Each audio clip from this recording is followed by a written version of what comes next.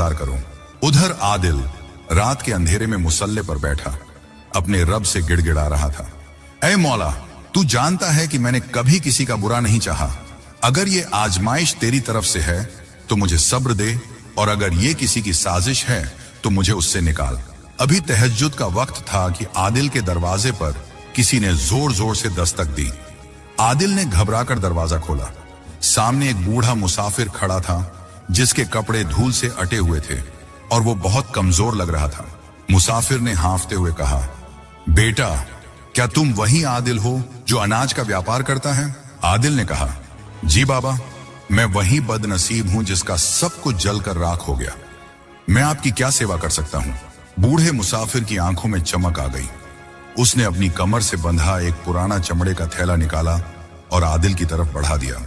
बेटा, आज से 10 साल पहले तुम्हारे वालिद ने मुझे एक बहुत बड़ी मुसीबत से निकाला था। उन्होंने मुझे व्यापार के लिए कुछ रकम उधार दी थी और कहा था कि जब तुम्हारे पास हो जाए तो लौटा देना।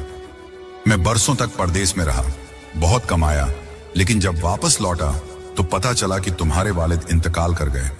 मैं कल से तुम्हें ढूंढ रहा था। इस थैले में तुम्हारे वालिद का वो कर्ज और उस पर होने वाला मुनाफा है। ये तुम्हारी अमानत है। आदिल की आंखों से आंसू छलक पड़े। उसने कांपते हाथों से थैला खोला।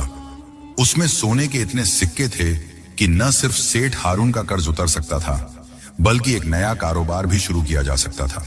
आदिल ने आसमान की तरफ देखकर कहा, ऐ अल्लाह, तू वाकई बेहतरीन रास्ताबाज है। तूने वहां से रास्ता निकाला जहां से मुझे गुमान भी न था। मुसाफिर ने आदिल के सिर पर हाथ रखा और अंधेरे में कहीं गायब हो गया। अगली सुबह सेठ हारून सिपाहियों के साथ आदिल की दुकान पर पहुंचा। साकिब और हामिद भी तमाशा देखने के लिए एक कोने में खड़े थे।